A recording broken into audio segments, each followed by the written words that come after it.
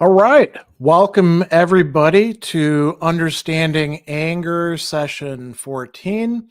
So, as people are streaming in various places, I'm going to give you a little bit of a rundown about the series, and then we'll jump right in with the text for today, which is Seneca's work on anger, book 3. And we'll talk about that in just a bit.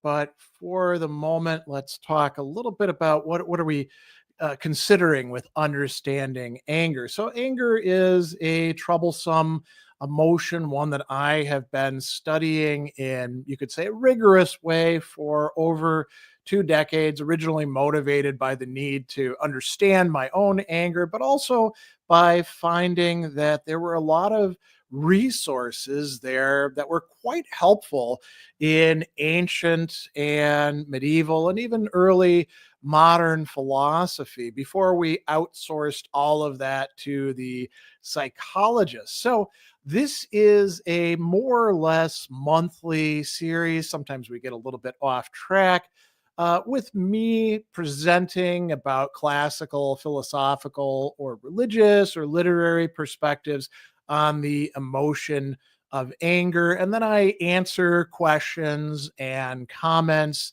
about particular thinkers, texts, ideas from you, the people who are participating in it. And if you want to, you can leave comments. I'll bring the comments up at particular times. We've got some, time set aside for Q&A, but you can ask questions at any time that you'd like.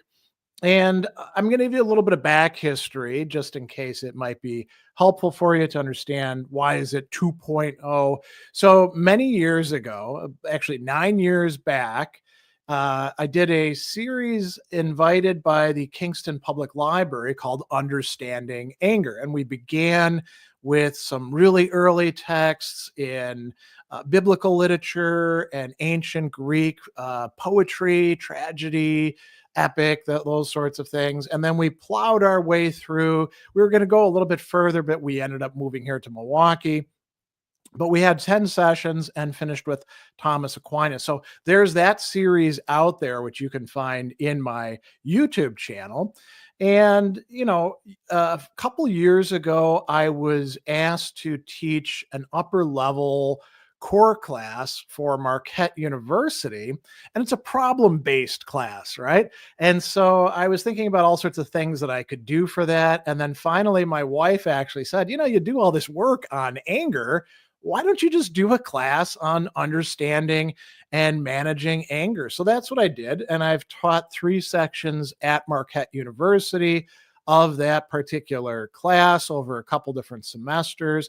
And I'm going to be teaching that class again, but this time for Milwaukee Institute of Art and Design this coming semester. So a while back, I was writing about the class and how, I was enthused to do it. And people were like, well, why don't you do some more sessions on understanding anger? And I was like, well, that was a long time ago. I think I'd have to begin at the beginning again. And that's what we did with Understanding Anger 2.0. We started out looking at some ancient Greek texts, and we've been making our way through down to, let's call it, not the present, but further in ancient Greek and Roman philosophy. So we looked at Homer and Hesiod and Plato, Aristotle, the Epicureans, a little bit of Cicero, and now we've been exploring the Stoics. And with Seneca,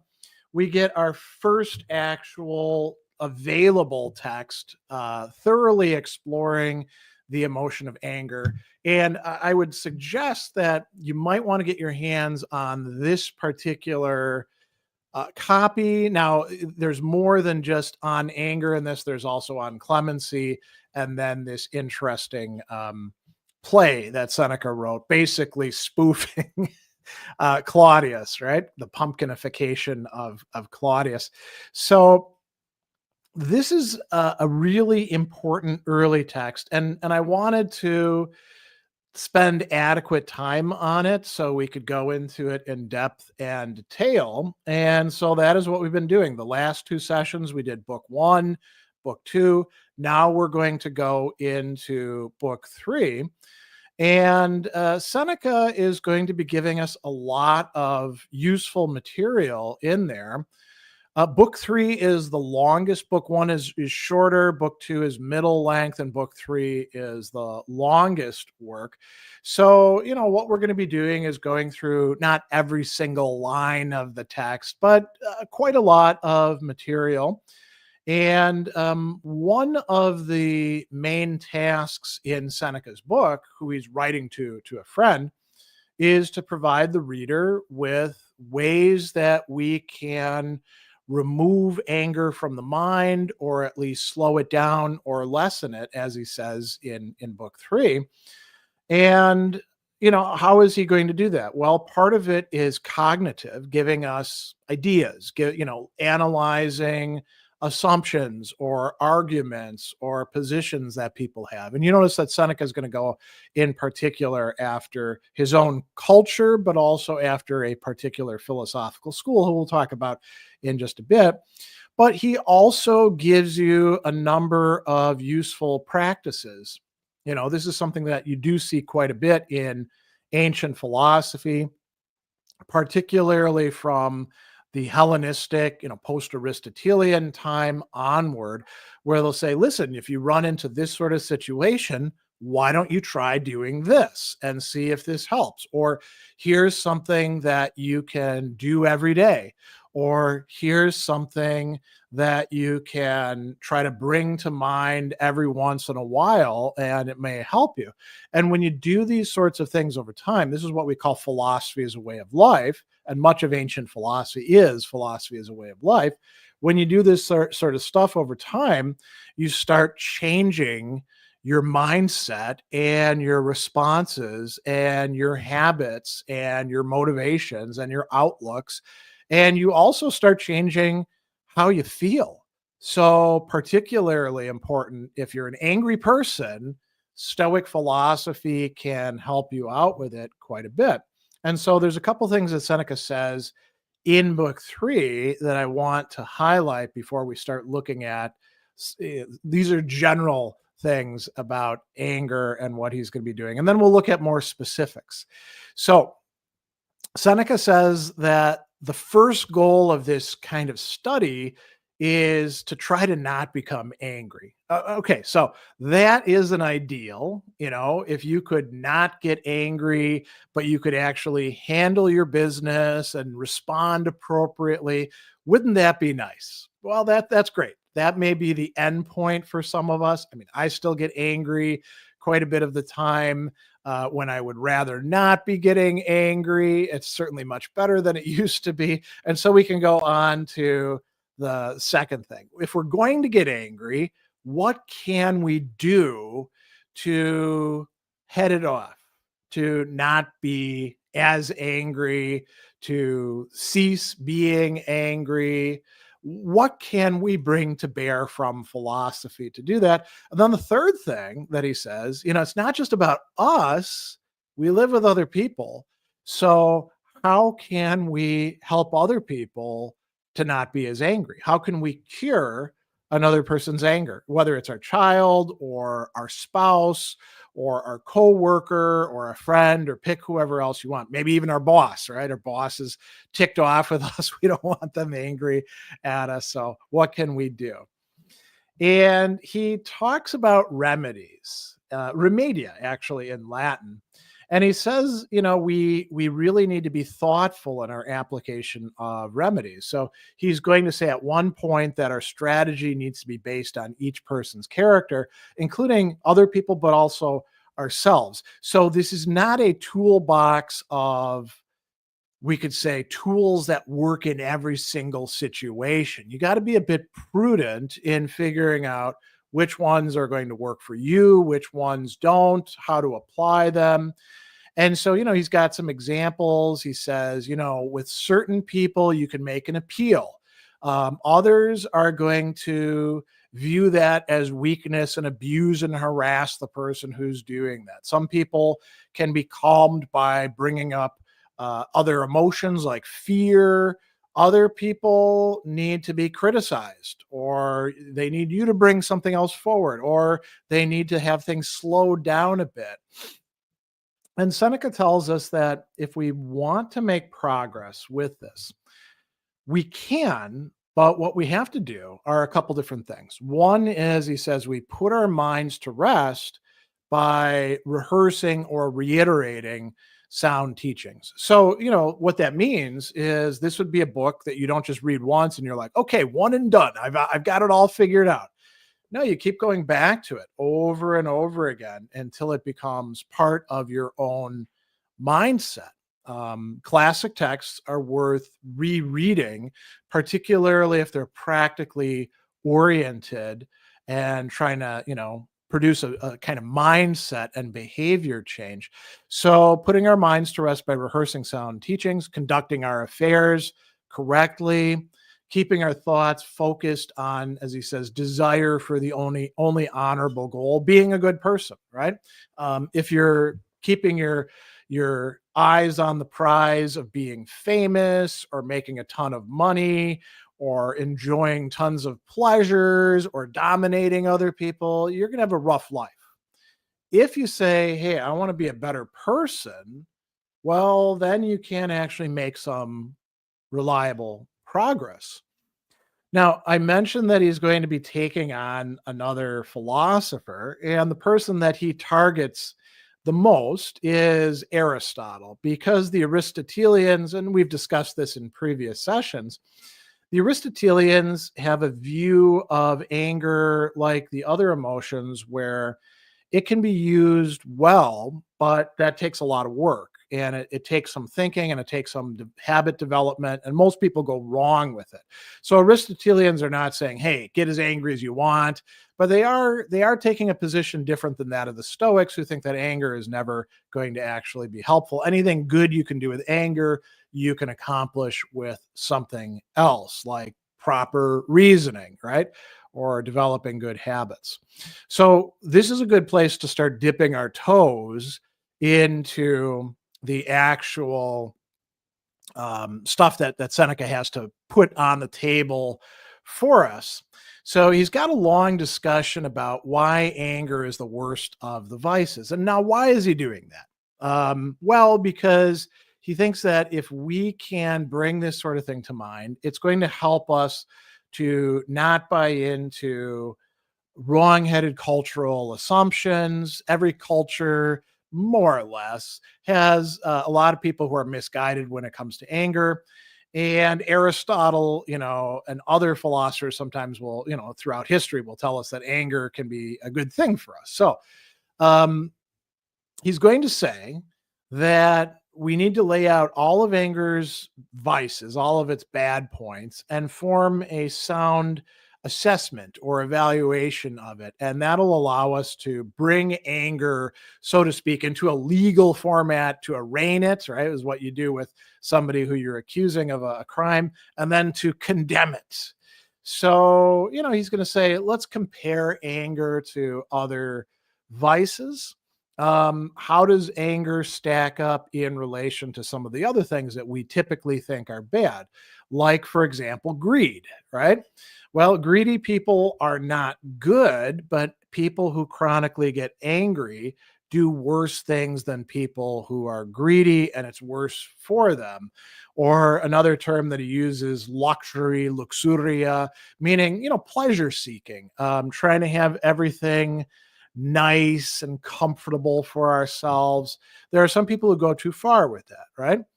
Or two other things that are oriented towards hurting other people. Greedy people will hurt other people. Luxurious people will hurt other people. But people who are malicious or envious will orient themselves towards, hurting other people, bringing them down in some way. And he says that anger is worse than those as well. Now, why would that be the case? Well, anger has a certain speed or rapidity to it. So anger, if you've experienced anger, it doesn't take long for a person who's prone to anger to get angry, right? Things can set us off, and then, as we say, we're off to the races. And I like that expression because it implies the speed that the whole reasoning process and feeling process happens. So he's going to say, unlike these other vices, the violence of anger, the force of anger, it's there at the very start. You get angry and now you're ready to go. And it doesn't just have a clearly defined target. Once you get angry, you are not just going to aim it at what you think is the legitimate target, the person who you feel has offended or injured or humiliated you. It can spill over onto anybody else and often does. He says that the other vices rebel against reason. Anger rebels against sanity itself or health itself.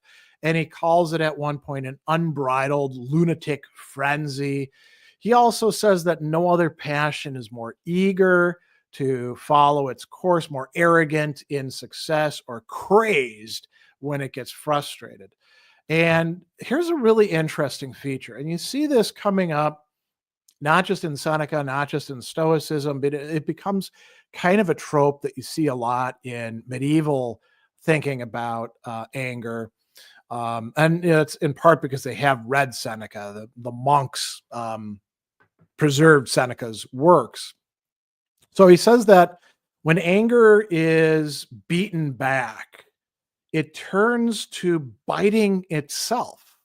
So anger won't go away, and it will turn even on the person who is feeling the anger. He also points out its ubiquity. No stage of life, so being young, being old, being middle-aged, no class of people, no nation, no culture. As far as the ancient Romans knew, is exempt from anger. It can happen anywhere. And, you could bring up some anthropological stuff. Well, what about that, tribe of people who discourage anger, way off in some far off land? Well, okay, sure, there's exceptions like that, but even they, as we see from ethnographic studies, they feel it. They just have different attitudes towards it. So anger is pretty ubiquitous. There's another feature of it that he points out that I think is really interesting. I'm not sure I buy this, but sometimes Seneca can go a little bit far.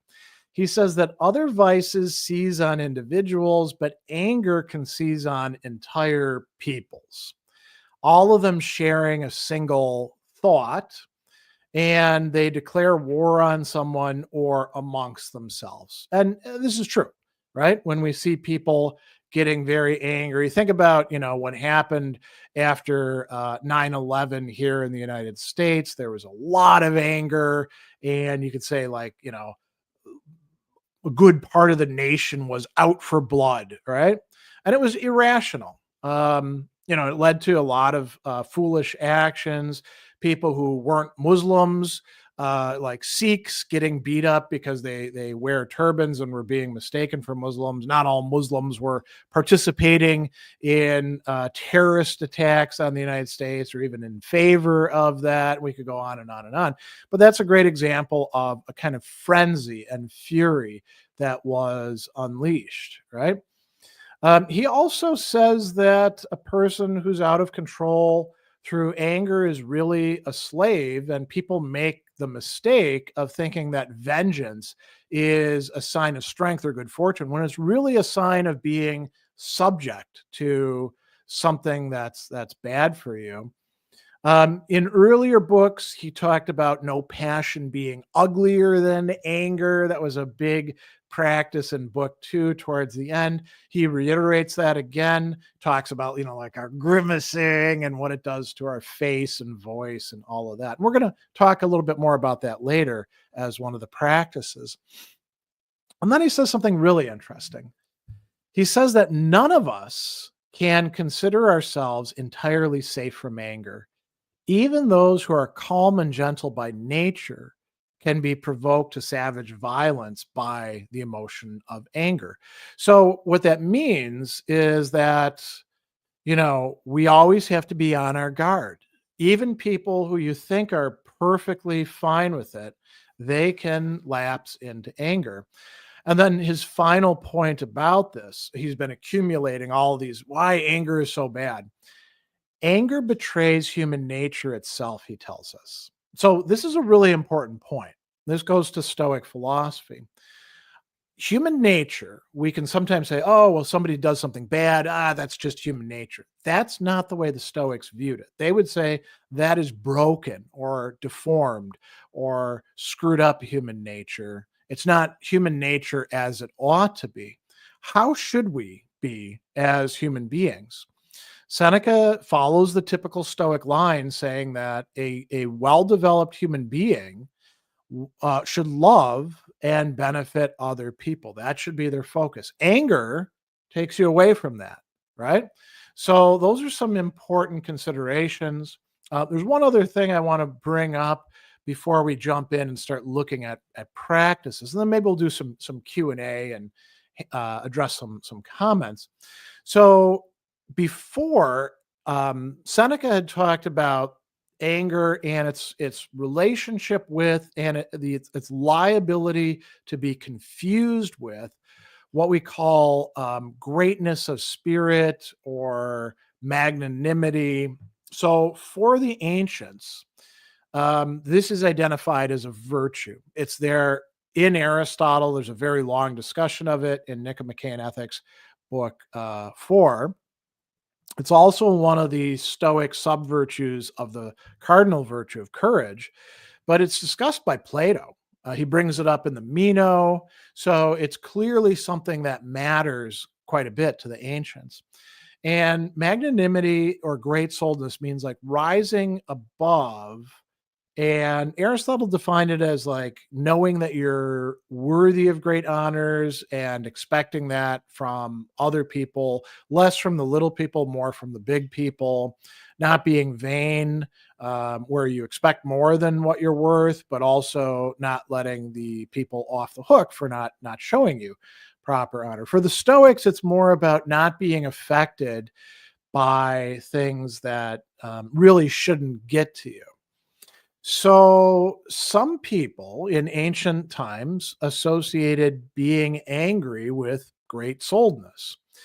Seneca says, no, that's the opposite. If you are getting angry, you have a small soul. He says that taking vengeance is driven by feeling pain, but a great spirit is not lowered down by somebody else doing wrong to them. And he's got some interesting advice. He says, if the one who harmed you is weaker, give him a break. That's what a magnanimous person might do. If they're stronger and you're trying to, do something to them, you're going to lose. Give yourself a break. Don't get so worked up against them. And then he's got an interesting analogy here. He says that the proof of greatness is remaining unprovoked by what happens, like the upper parts of the universe. So the ancients thought of the world that we live in as a messy place, but the world above, we call it the superlunary world, because they thought the Earth was at the center and then the moon is the lowest planet, and then there's all these others above it, the heavens. And the heavens work what they do calmly without, any sort of craziness. So he says, be like the upper parts of the universe. The lofty mind is peaceful, moored in tranquil anchorage, nice expression there, suppressing all of anger's components, controlled and orderly. So if you want to be like the better parts of reality, then getting angry is not going to be compatible with it. It's actually going to be getting in the way. So this is a good place before we start looking at distinctive practices to use in particular situations to take any questions or comments. I see that Mark is here. Good to see you, Mark. Glad that you could make this. So any questions at this point about what Seneca is saying, or what I've told you about what Seneca is saying? Otherwise, we've got a number of useful practices to look at. I'll get myself a little drink.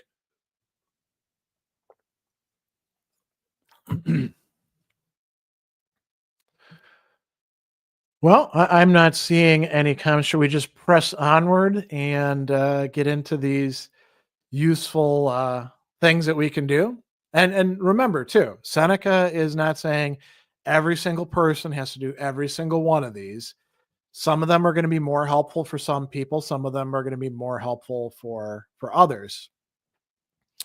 So let's start with the first one that he discusses. Recognizing our own state and avoiding things that we know set us off. So he says, you've got the possibility of being your own physician, your own doctor, when you sense that something is going wrong. And so when the passion first arises, it's sort of like a symptom that is preceding a disease. And you all know your own body. So like I can tell if I'm getting sick in a certain way because I start having certain symptoms and I'm like, oh crap, that's probably the flu. I better go do this or do that. Right. And you have your own sort of body as well doing those sorts of things.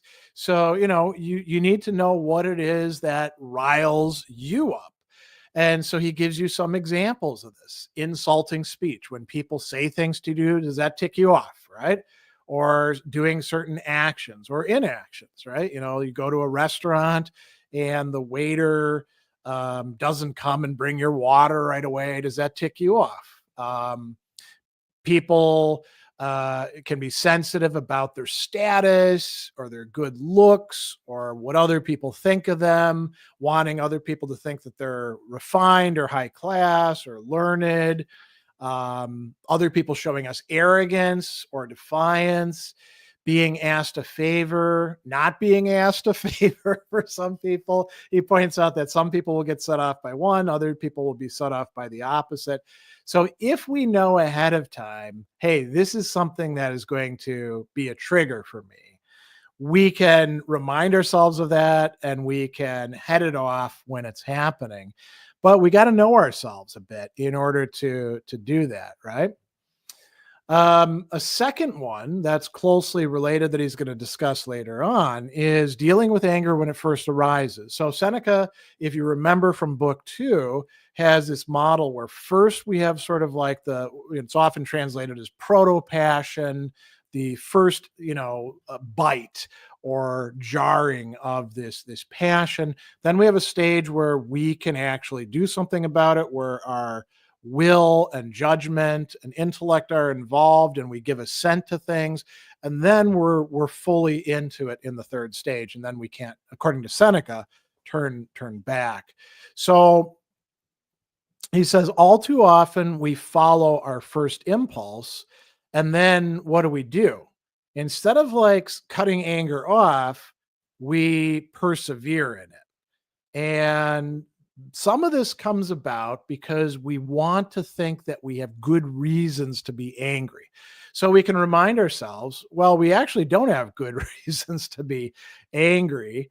He says that the reason we persevere in it is we don't want to appear to have begun without a good reason. And when our anger is unjustified, and this is an experience I think many of us have, that often makes us more stubborn in the anger, and we make it greater as if being angry proves that you're justly angry. So we dig in.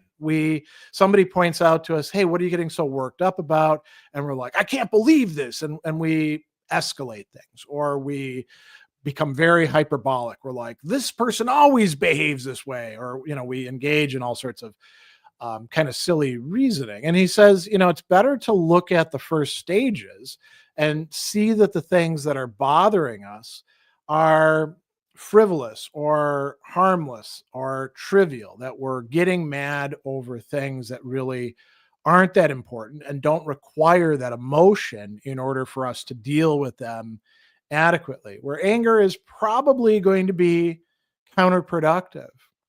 Another thing that he suggests, and he's brought this up in earlier books, he talks about delay, taking a pause, counting to 10. He doesn't use that terminology. That's more a contemporary thing.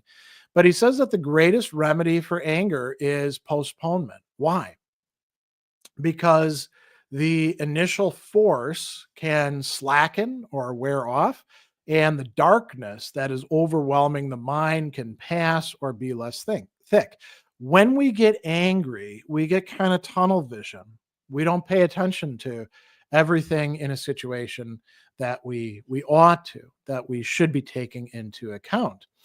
And he says that, you don't necessarily even need a whole day to get over being angry. Sometimes just an hour can be enough. But notice he doesn't say 5 minutes is enough, right? An hour. We might have to find ourselves doing something else. And he says, listen, it's not going to work every single time, but at least if you do take a little bit of time, then it's a bit better, because if you're still angry, it looks more like a trial than a tantrum, right? So you might have something to be legitimately upset about, but you need to actually give it some time to figure that out, right? So that's something you can do. You can remind yourself when you get into a situation, hey, I have to step back. Instead of firing off that email or that comment or saying something to that person, give it a little bit of time instead. Another thing that he talks about, and this is going to somewhat answer and lead into the question that Pi is asking here. Seneca says that we can control anger's outward manifestations or expressions, right? So he says that you begin to overcome your anger when you don't give it an outlet, when you disguise its signs and keep it, to whatever extent possible, hidden and secret. And he says this is tough to do. It causes us distress.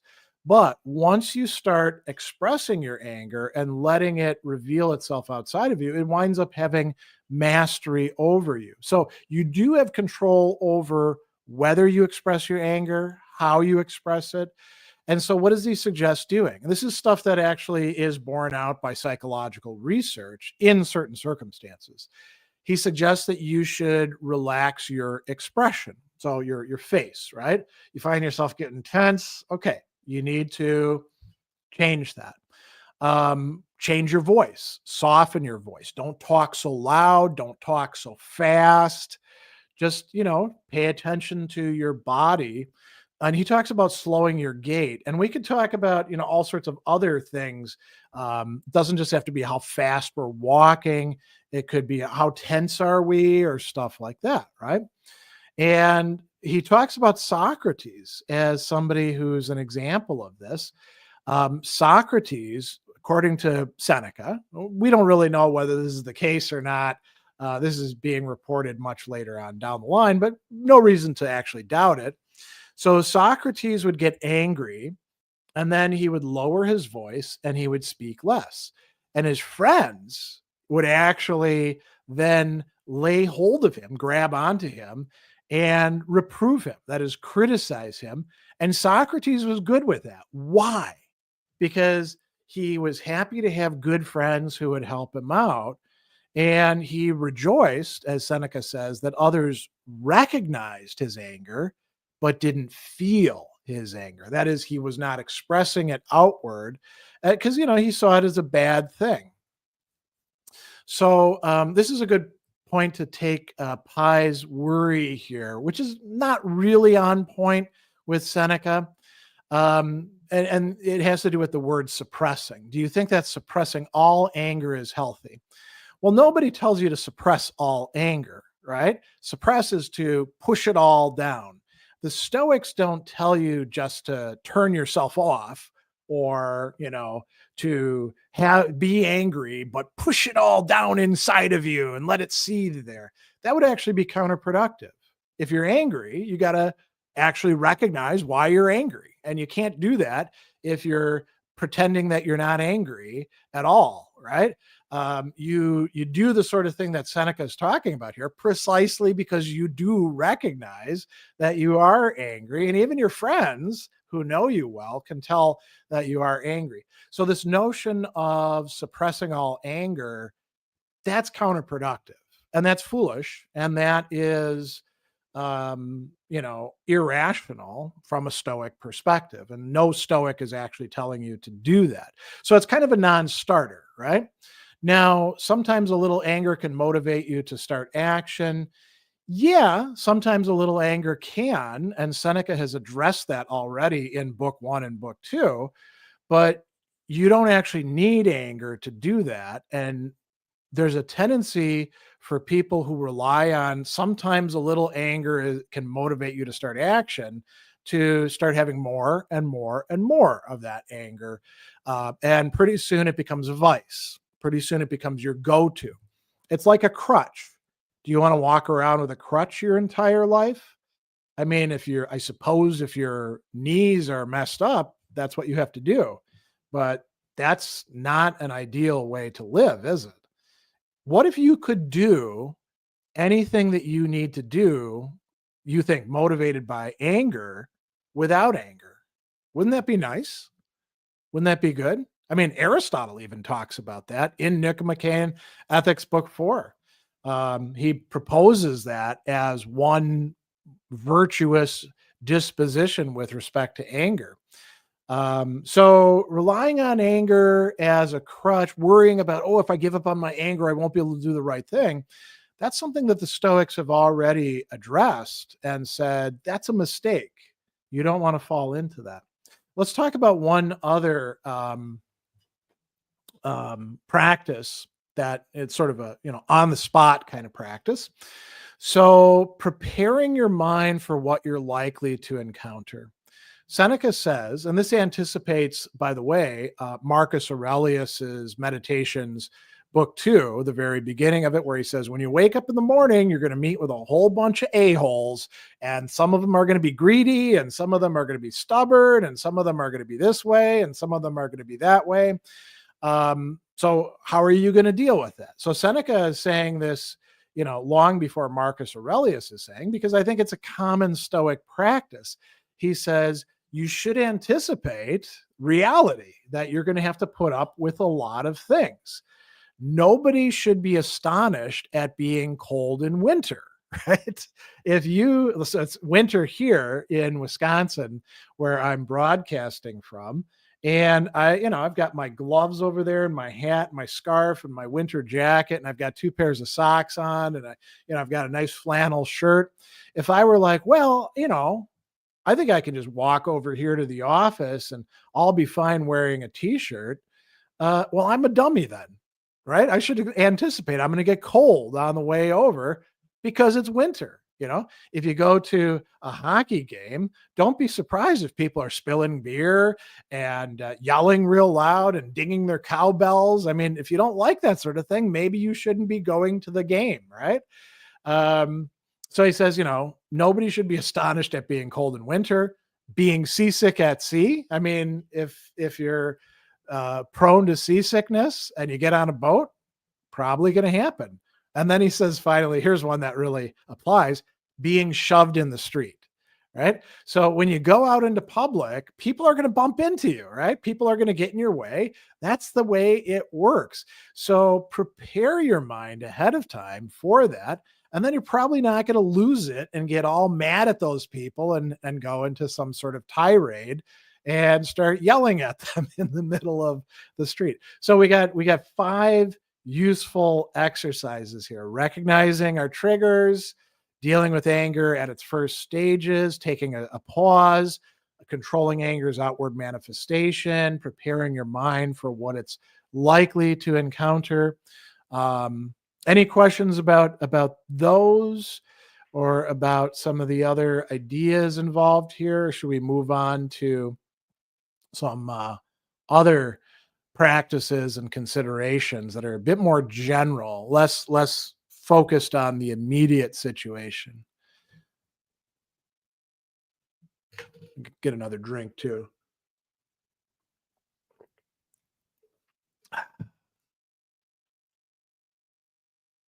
Seneca has some really interesting and useful broader advice if we want to tame this emotion of anger.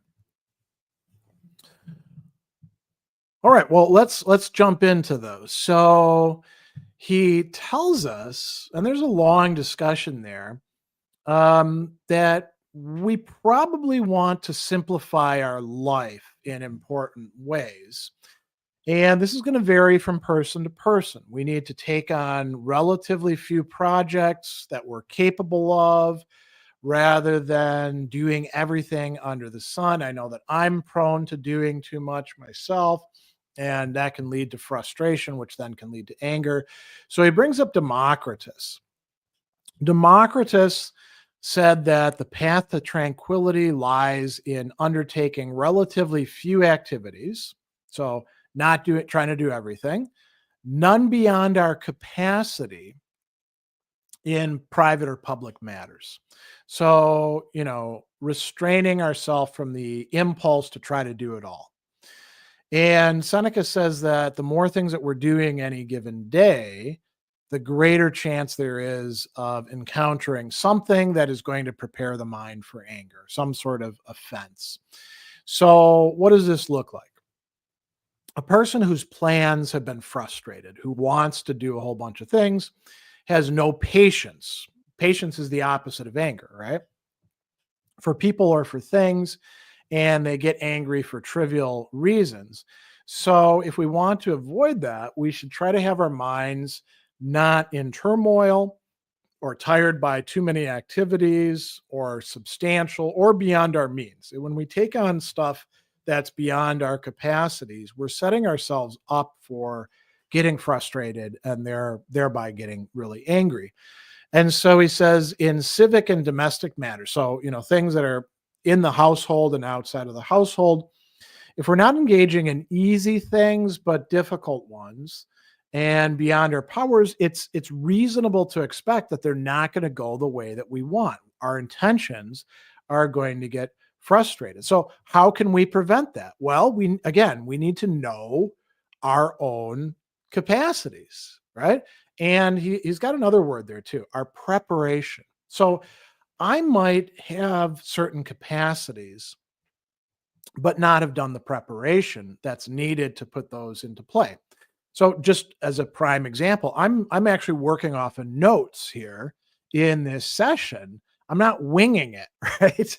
As I might do in other venues. I've read on anger many, many times. I've taught it a number of times. But if I want this to go well, I really need to do some preparation ahead of time. If I just show up and I'm like, all right, today we're going to talk about anger and this Seneca guy, and I try to remember the stuff, I'm probably going to get frustrated, right? I'll get distracted. I won't have everything ready at hand. So, that's something that we ought to do. And before we say yes to new things, we should gauge our own capacities for them, right? And he's got some other interesting advice here too. And this might be something quite relatable. He says, if you're inclined to anger, you should refrain from unusually demanding fields of study or don't pursue them to exhaustion. And a lot of people get themselves in trouble with personal development in this way. They're like, so it's coming up to the end of the year. What's going to happen at the beginning of the year? People are going to make all sorts of New Year's resolutions. 2025 is the year that I do this, right? So something, for example, for me, I've made a couple stabs at learning Mandarin at a low level, so that I could, and I did it, years back at a low level and then didn't keep it up. And I've had a couple times where I'm like, yeah, this year I'm going to finally buckle down and I'm going to get good at it. And, I'll be able to use it for things. Well, that's a pretty demanding course of study. If I want to do that, it needs to be every single day or at least 6 days a week. And I need to put in the time and I need to figure out what I'm not going to do so that I can do this instead. And, should I do it in an assiduous manner, spending lots and lots of time on it, beating myself up if I make mistakes? Well, if I do that, I'm probably going to get angry. You know, he suggests finding ways to relax ourselves. We should use music and lighter reading to help calm our minds and put it at ease. And he even talks about colors, like some people looking, and I guess this must have been something in ancient times, they would look at something green. And, we can think about the useful effect of being out in nature for that. We have that expression, go touch grass. Maybe that's kind of like that, right? He also talks about avoiding places where we're going to get riled up. And he brings up the forum where people are debating things, law courts, and other similar kinds of things. We might think about, what about social media? Should I be on Twitter if that's something that ticks me off really easily? Should I be in this place or that place? What does my social media consumption look like? Should I be on this channel if that's stuff that gets me riled up? He also talks about physical factors. Physical exhaustion can lead us to getting angry more easily. We should, make sure to avoid hunger and thirst. He talks about using food to balance our bile. They had conceptions of physical humors leading to anger. So, black bile could make you angrier, and use certain food to not do that. Now, we might talk about balancing our sugar levels, or finding ways to be more full by eating more fiber or protein that digests slower. All of that could be relevant. We talk about being hangry. So that could be a useful way of changing our lives. The second way that he talks about has to do with who we associate with. He says that if we don't know how to tolerate wrongs, we can try to make sure we don't suffer them. So pick people. Intimates is how it's translated. Familiares in Latin, the people that we hang out with. Pick people who are calm and easy to get along with. Don't pick jerks to hang out with, right? And then he talks about a couple different things that can happen. He says the mind picks up habits by association with other people. And so if we hang out with calm people, we'll become more calm in the process, because we not only have a good example, but less provocations because they're not jerks, right? But if we hang out with people who are vicious, well, we're going to have trouble, right? If we hang out with drunks, we're probably going to be inclined to getting drunk with them. If we hang out with people who are luxurious, who expect everything to be really posh and nice all the time, well, then we're going to pick that up as well. Or greedy people, we're going to follow their example. And greedy people really can't get along with each other very well, can they? He also talks about getting provoked by bad people that we hang out with. So he's got a whole list here, which probably have to do with his own points of view. Arrogant people, do we like them? People who talk down to us? Not really. Or they think, as we say, their crap doesn't stink. Smart mouth people who are prone to insult us, put us down, humiliate us. Unruly people, disorganized people, that can bother us. People who are spiteful. Do you like hanging out with people who are spiteful? Not when they treat you spitefully, right? People who are aggressive, causing conflict and trouble where we don't have to have it. People who lie and are vain. Those are people who can easily get us angry. People who are suspicious and fearful. Hypochondriacs would be an example of this. People who are just trustful of us. We don't like that either. Stubborn people, people who they've got their way of doing things and they've made their decision and they're not going to listen to anybody else. Well, that can be a problem as well. People who are snobbish. It's sort of like the arrogant, but people who are like, oh, you're not wearing designer clothing. I don't think that you're a good person. Well, that's gonna lead to us getting upset with them, and we don't have to hang out with those people, right? We can if we do have to deal with them, we can minimize it. He also talks about who we should hang out with. So people who are straightforward and nice. Affable is a term there. Self-controlled. They, on the one hand, they won't provoke your anger, But if you get angry, they're probably not going to put up with it. They'll call you on it and they'll be like, "What's wrong with you, man? Let's be nice here." And he says, even better are the people who are sweet tempered and humane and unassertive, but not yes men, not people who are people pleasers. But he says, even they could be okay if we're prone to anger because they give us some quiet time and let our anger recede a bit. And the last thing that he says when it comes to this is if we get into discussions with other people and they get overlong and quarrelsome, stop the discussion before it goes too far. You don't have to continue talking with people if you're finding that you're getting angry. It's okay, Seneca would say, to say, okay, I've got a prior or arrangement. I've got to go somewhere. Or you could even just say, listen, I'm getting upset and I don't want to get upset. So I'm going to call this conversation to an end. Instead of thinking that you owe somebody a conversation or letting them goad you. Oh, you're walking away? Well, yeah, I am walking away because I want what's actually good for me, which is not to get all upset about these sorts of things. So that's kind of a nice uh, general practice that we can do. Another that he brings up is not paying attention to everything. You know, a lot of people create conflict and occasions for anger for themselves by being too inquisitive. He says you shouldn't see or hear everything that goes on. There are some things that, you know, could be injuries, but if you don't actually register them, then you don't have to be angered by them.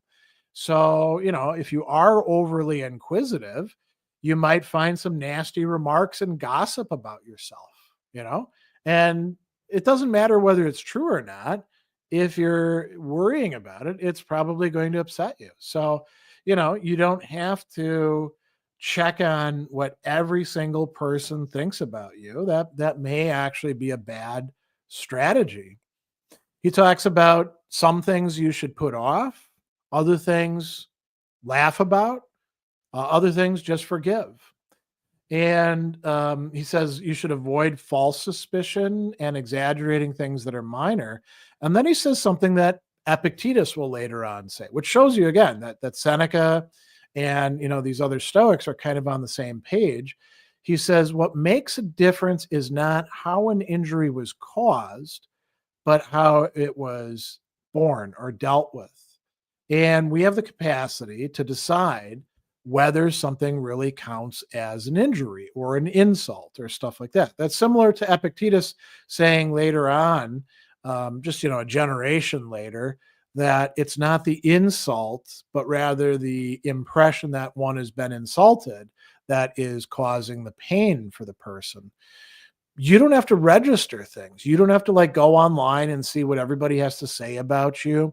I mean, I know as somebody who's a public philosopher that there's plenty of people who say mean things about me. I basically just ignore them because first off, they don't actually know me. And second, a lot of times they don't really know what they're talking about. But even if they did, I don't have to, unless it's going to help me in some way, I don't need to be paying attention to it. So that's a third useful life practice. Another one that he talks about that I think is really quite interesting is I have it down as being consistent, and you could think of it as not being a hypocrite, sort of like two sides to the same coin. So there's a lot of things that we get angry about that we give ourselves a pass on. And Seneca says that's a problem, right? He says nobody says to themselves, this thing that's making me angry, either I've done it myself or I could have done that same thing myself, right? And earlier on in book 2, he brought that up and he said, if you didn't do it, maybe you wanted to do it, but you couldn't get away with it, or you thought about it. So it's not just, you can't just say, well, I didn't bump somebody's car because I was driving too fast and looking at my phone. I'm a good driver. Well, you're a good driver right now. You haven't done that, but how often are you on your phone when you're driving, right? How many times have you been lucky for that not to happen, right? So he says what we should do is put ourselves in the place of the person that we're angry with. And from that perspective, we could see that an unfair evaluation of ourselves is what is making us angry. And, we should be attentive to the fact that um, people are flawed, damaged. So he says that somebody who is going to complain about other people for a vice that we all share is really being unjust. We should pardon traits that are spread throughout humankind, right? So, what are some examples of this? Focusing on our own perspective and not being sufficiently attentive to how things that we do affect other people. Very common, right? We do it ourselves. So if other people are doing that to us, we have a choice. Are we going to let that get to us and get us angry? Or are we going to say, well, that's a flaw, but it is a very common one and it doesn't have to make me angry. And, he talks about, he's got this great example. He says, you're not happy about somebody else answering back to you, right? A slave, a freeman, your wife, a client, right? So you want them to shut the hell up and not say things to you, but you yourself are complaining that the free speech that you destroy at home has been destroyed in the Commonwealth. And, think about how many people out there talk about free speech, right? And they're kind of weak when it comes to this, right? They want to say anything that they want to say. And they don't like it when other people are like, well, you're an a-hole for saying that sort of thing. They're like, you're trampling on my free speech. And you're like, buddy, free speech goes for everybody, right? If you're going to complain about other people restricting you, what about you and how you restrict other people, right? So another one that he talks about that I think is kind of interesting is envy and comparison. If we're constantly comparing ourselves to other people with respect to social status or opportunities or money or favors, we're going to get angry at them. So maybe we should stop making so many comparisons. Here's an example. Suppose somebody has been treated more generously than ourselves, right?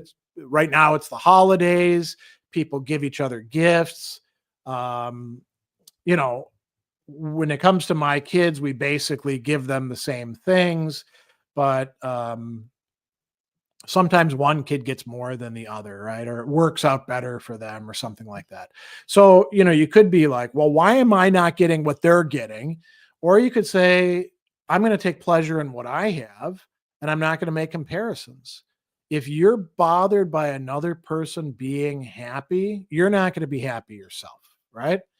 And so he says, nobody who looks at another person's possessions is actually pleased with their own because they're focusing too much on what another person has. And he says, we can even grow angry with the goods that we have because another person is ahead of us. And what we forget to pay attention to is how many other people are behind us, how much better off we are. So, you can look at somebody and be like, oh man, I can't believe that they have this new car. And you can, I'm driving this. I mean, the car that I currently have is a 2012 Subaru Outback, right? So it's at this point 12 years old, right? But it still gets me from place to place. And I could not have a car at all, right? One of my kids doesn't have a car. She takes the bus, and that's not fun. But that's a possibility, right? Or I could have to walk everywhere like I did when I was younger, right? And didn't have a car. We lose perspective when we're looking at what we don't have in comparison to what other people do have. And he talks about envy, stalking the person who envies only a few. Sometimes people who get something from somebody count it as an injury that they didn't get even more, right? And that's irrational from Seneca's point of view. Somebody invites you to dinner and they didn't give you dessert. Well, I mean, they gave you dinner, right? So He says, here's a great line. He says, "We don't keep true accounts. We put a high value on what we've given and a low value on what we've received. And if we do that, we're really setting ourselves up for getting angry. And so that's not particularly helpful. So those are some useful practices. Just to give you a little review, we've got being mindful about the projects we're actually capable of, being thoughtful about the company that we associate with, not paying attention to every single thing, being consistent with respect to ourselves and others, and then trying to avoid engaging in lots of comparisons. And we could do those in the moment. We can remind ourselves, hey, I'm making a comparison here. I shouldn't do that. But these are broader things that we probably should be, from Seneca's point of view, trying to incorporate into our broader life. So let's take a little pause here. We've got a bit more stuff to go over, but we've talked about, two sets of practices that can be quite helpful. So John and Bernardo and William are all weighing in and just saying that they're here and hello. Any questions or comments, reactions about these practices that Seneca is advocating, spelling out for us, before I go on to talk about what he says about how we can help other people, which was, remember, that was one of the three big things that he said we want to be figuring out in this book.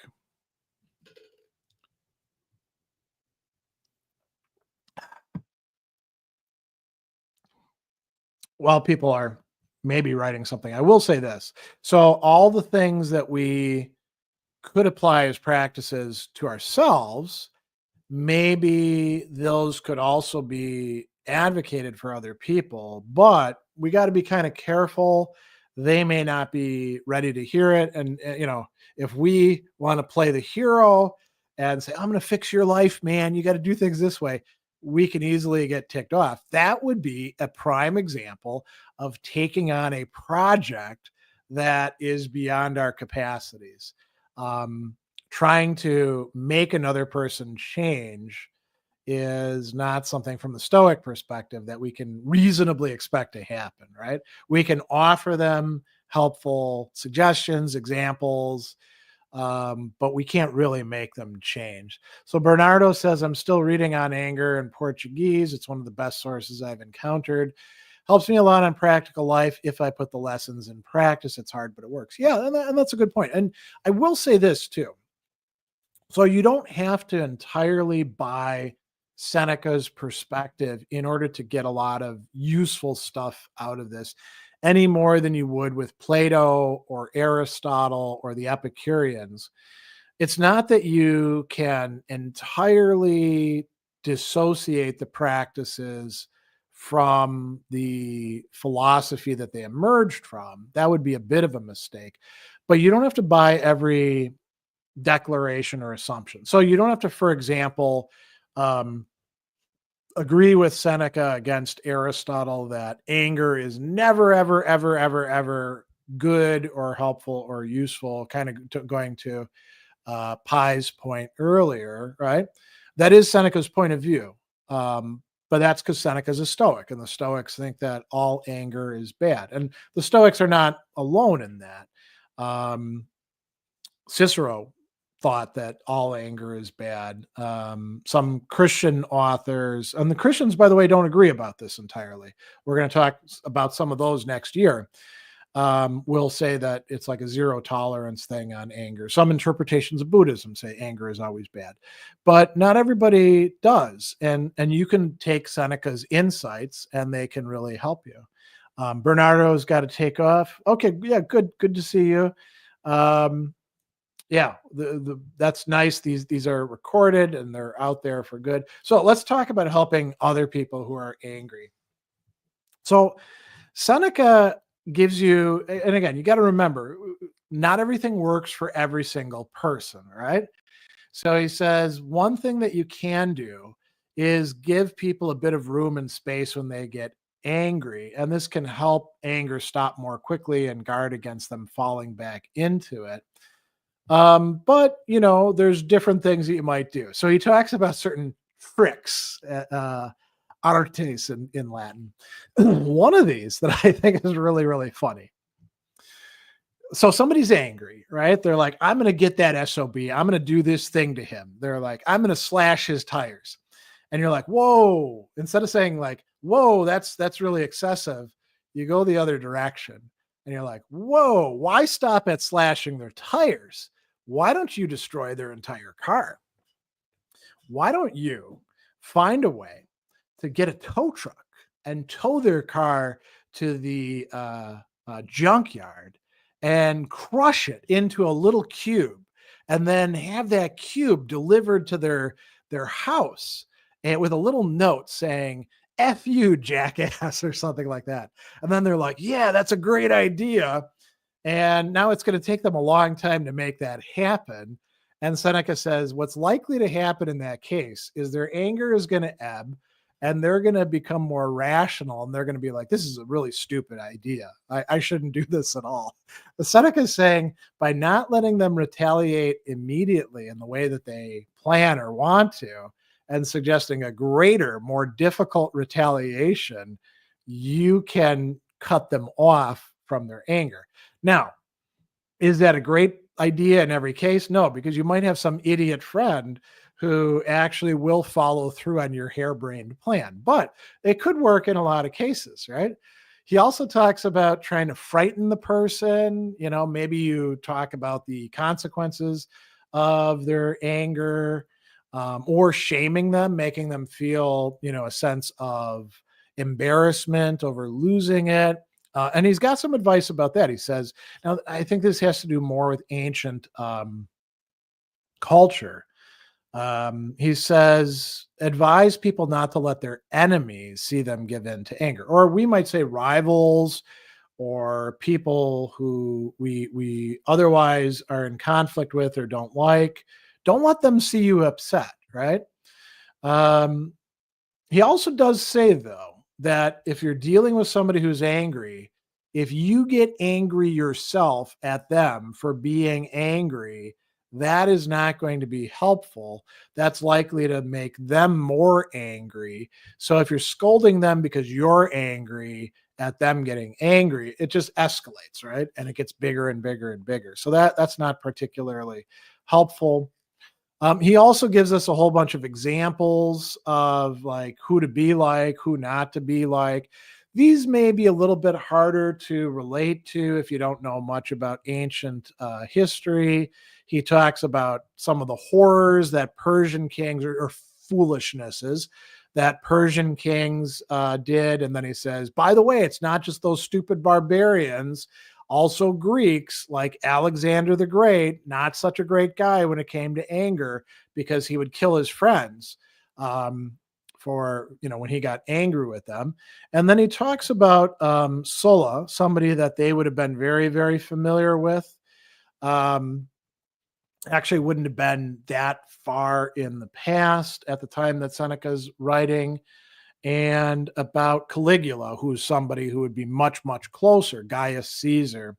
And with all of these people, we're not just talking about anger, we're also talking about an associated vice of cruelty, crudelitas in Latin, which can be fostered by getting angry too often.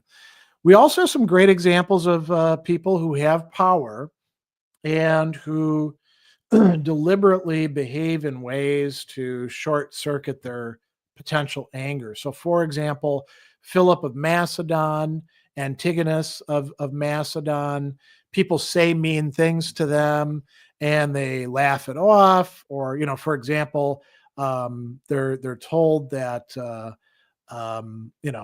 soldiers are making fun of them or complaining about them, and they're like, if you're going to do that, go somewhere I can't hear you because I don't want to have to do something to you for you two being jackasses, So that's kind of a good one. And then he talks about Augustus Caesar, and Augustus had a reputation for being somebody who didn't give in to anger.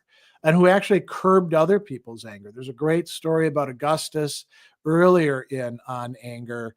A slave breaks some crystal. The owner of the slave, whose estate Augustus is at, wants to throw the slave into his eel pool and have him devoured alive by moray eels. And Augustus says, I'm going to break all your crystal. And this is going to like curb this arrogance that you have, thinking that it's okay to do this kind of thing to other people. But he doesn't do it out of anger. He does it to curb the other person's anger. There's also a great example of Plato. Plato gets angry with a slave, and instead of like whipping him, he holds his hand in the air. And other people are like, what are you doing, man? And he's like, I'm punishing an angry man, meaning himself. So we could do that when we notice that we're about to say the terrible thing to somebody else, when we're about to key the car, we're about to do something else. We can pause ourselves and be like Plato in that case. He gives a couple other interesting examples that have to do with spitting in somebody's face. Diogenes the Stoic, the scholarch of the Stoic school, Cato the Younger, people spit in their face. Diogenes is actually giving a lecture on anger at the time, and he's like, I probably should get angry with you, but I'm not going to. You're just going to look like a fool. And Cato actually says to Lentulus, well, I guess there's at least one thing that you're good at. The people who say that you're not good at anything don't know about your capacity to spit. So he uses some humor to disarm that. There's two other things that I want to bring up from Seneca. So one of these is a broader practice, which he attributes to Sextius, who's a local Roman philosopher who had his own school that we don't know that much about. Most of what we know about it is through Seneca. But also it looks like the Pythagoreans may have practiced this. So Sextius, when the day was over and he retired to rest, he would ask himself certain questions. He would say, which of your illnesses did you heal today? Which vice did you resist? This is what we often call, because of a Christian practice, an examination of conscience. And a lot of people do this daily at the end of the day. And he says that if you do this, it doesn't just help you sort of like figure out how are you doing each day. Anger, he says, will become more manageable if it knows that every day it must come before a judge. So if you think, oh man, I'm going to have to like talk to myself at the end of the day about losing my cool, maybe you won't lose your cool. And he says this will help you to have peaceful and deep sleep. When the mind has been praised or criticized, the guardian and censor of the self has carried out this inquiry. And Seneca says, this is what I do every day. When my wife and I are in bed and she's gone to sleep, I think to myself, what did I do today? I examine the entire day. I speak to myself. And then if I make a mistake, I say, okay, let's not do that again. But for now, I forgive you. So forgiving yourself for losing it can also be quite helpful. The last thing that Seneca says, and this is where he ends the work, and I think this is another very useful practice, is he says, nothing is more helpful than contemplating our mortality. The fact that we're all going to die. We're all limited in our lifespan. And he says, you got a choice. What are you going to spend your available time on? You could be enjoying honorable pleasures. You could be doing things that are actually nice for you. Or you can spend your time in conflict with other people. You don't have all the time in the world. Pick which one it's going to be. And realize that at any moment, death, the great equalizer, could be taking you out of here or taking the other person out of here. The person that you're angry with, whatever thing you say to them, that may be the last thing they ever hear from you. Is that how you want it to be? So he says, why not choose a different path? Why not cause other people to love you? And when you're dead and gone, to miss you, rather than be like, oh, thank God that bastard's gone, right? And then he has another set of considerations. So what is it you want to inflict on this person that you're angry with? Do you want to kill him? And people will be like, no, I don't want to kill them. I want them to be exiled, or I want them to be disgraced, or I want them to feel the pain that I feel, or have a loss. I want to punish them in some way. And Seneca's like, pretty soon they're going to be dead. Whatever you inflict on them, not going to be there. And why are you doing things in half measures? Why don't you just kill them? You know, if you're not willing to kill somebody, why do you want to inflict some lesser penalty on them through your anger? Isn't it more reasonable just to kill them? And then the person would, of course, say, no, I want something lesser. And he's like, why half measures? So considering the mortality of ourselves and other people, that can actually help us quite a bit. If we're willing to think it through. So that is all that I've got by way of notes. I'm happy to take additional questions or comments. And I will say this, so we're going to continue this series in the new year. January is going to be very, very packed with a lot of other kinds of events. So we're not going to have the time to do an understanding anger in January, but we're going to pick up in February with some more Stoic stuff, looking in particular at Epictetus and then Marcus Aurelius. And then we're going to start moving into some other ancient authors, looking in particular at Plutarch, who has a whole text called On Controlling Anger and talks about it from a Middle Platonist perspective. We'll look at some other authors as well. And then we'll probably go back into some literary works. And then we'll get into some early Christian writings about it before the end of the year, I think, as well. So that's where we're headed. We're now basically finished with Seneca. And actually, I should, point out, I just recently released a whole set of videos on Seneca's On Anger. So there's a whole bunch of them out there that could be helpful. Speck in the Starry Night Sky says, 2 years ago, I was full of anger. Uncontrollable rage is what I called it. I was mad at my girlfriend of 19 years, mad at the government, mad at the homeless. Yeah, that's a lot of people to be angry at. And, when you say it like that, it makes me think it's probably less about them in particular and more they just happen to get in the way, right? I mean, I've been there myself, right? The anger is in you and it's just looking for targets. And I've wasted a lot of my life being in the grips of anger with other people as well. So I can certainly relate to that. I can tell you too, that studying ancient philosophy and some medieval philosophy has been very helpful for me in lessening the kind of anger that I feel. I still do lapse into it, but it feels so much better not to get angry at things. And when you have that experience of like something that in the past would have pissed you off and set you off, and you'd have been off to the races, and it doesn't happen, that really feels good. Jacqueline says, great topic. Really appreciate the series. Oh, I'm glad that you enjoy it. We'll be continuing it. Maybe down the line, I'll actually put together like a course on it. I've got a bunch of online courses set up for the year ahead already. So I don't know that there's necessarily room for it, but we'll see about it. Speck says anger is a secondary emotion, they say. Yeah, I mean, there's no consensus in psychology about what the primary and secondary emotions are, in part because we have a lot of different theories out there.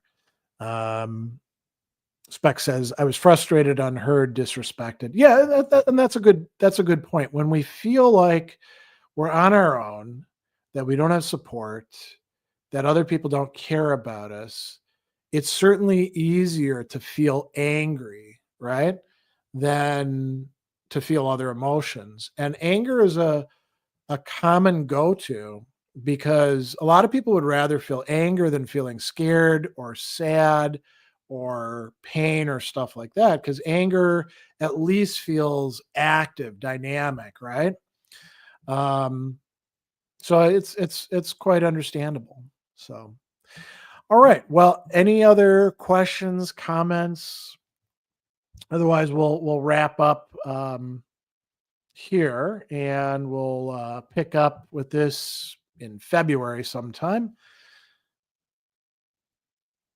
Oh, okay. This is a really good observation from Spec. The last thing I said to my girlfriend before she broke up with me was leave me alone. Now I understand what I meant was help me find peace. Yeah, we say things to people when we're angry. And I like that way of putting it, that we say things and what we really mean are something different. And we often don't know at the time that we're trying to say this, but we say this instead.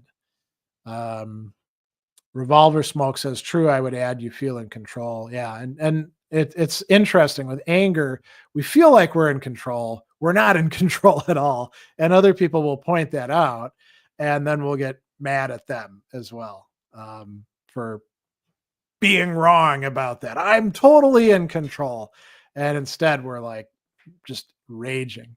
So, all right, well, that is a good place to leave off. So I will hopefully see all of you next time around. You can find this coming up. It streams in YouTube live, on Facebook, and in LinkedIn. We may add some other things down the line, but that's it for what we've got so far. So hope all of you have a great end of year and holidays, and I'll see you on the other side.